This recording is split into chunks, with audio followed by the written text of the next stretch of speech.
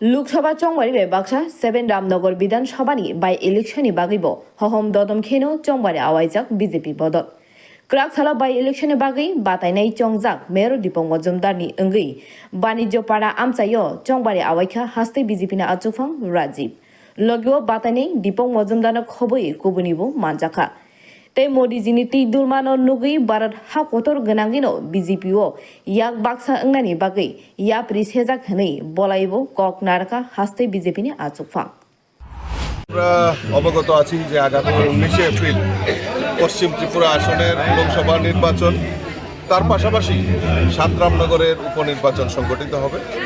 আর এই পশ্চিম আসনে আমাদের প্রার্থী হয়েছেন রাজ্যের প্রাক্তন মুখ্যমন্ত্রী বিপ্লব কুমার দেব মহোদয় এবং আমাদের 7 রামনগর উপনির্বাচনে আমাদের প্রার্থী হয়েছেন আমাদের মেয়র সবার পরিচিত শ্রী দীপক মজুমদার মহোদয় এবং আমাদের আপনারা অবগত আছেন 26 এপ্রিল আমাদের পূর্ব ত্রিপুরা আসনের লোকসভা নির্বাচন সংগঠিত। সেখানে আমরা প্রার্থী করেছি রাজ্যের রাজ পরিবারের কন্যা প্রীতি দেবী দেববর্মন মহোদয়কে আমরা সেখানে প্রার্থী করেছি।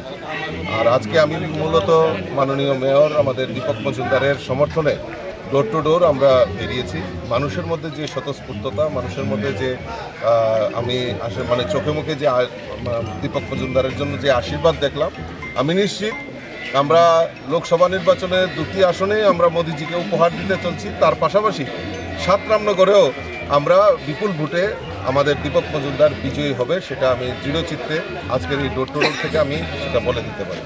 কারণ একটা জিনিস আমি লক্ষ্য করলাম, উপলব্ধি করলাম যে আমাদের প্রার্থী পদ্মফুল দুটো আমরা প্রচার করছি, কিন্তু তাদের তো অসুবিধা, তাদের লোকসভাতে এক প্রার্থী আবার বিধানসভাতে অন্য দলের প্রার্থী, তো তাদের মধ্যে একটা কনফ্লিক্ট তৈরি হবে।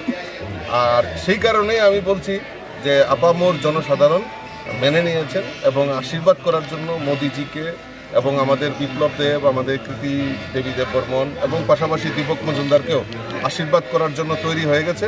আমরা মানে বিরোধীদের জামানত বাজেয়াপ্ত করে 2টো সিটেই এবং আমাদের উপনির্বাচনে বিজয়ী। মানুষের বাড়ি বাড়ি যখন মানুষের মধ্যে স্বতঃস্ফূর্ততা রয়েছে। দেখুন, মোদিজির বিকল্প কেউ হতে পারে।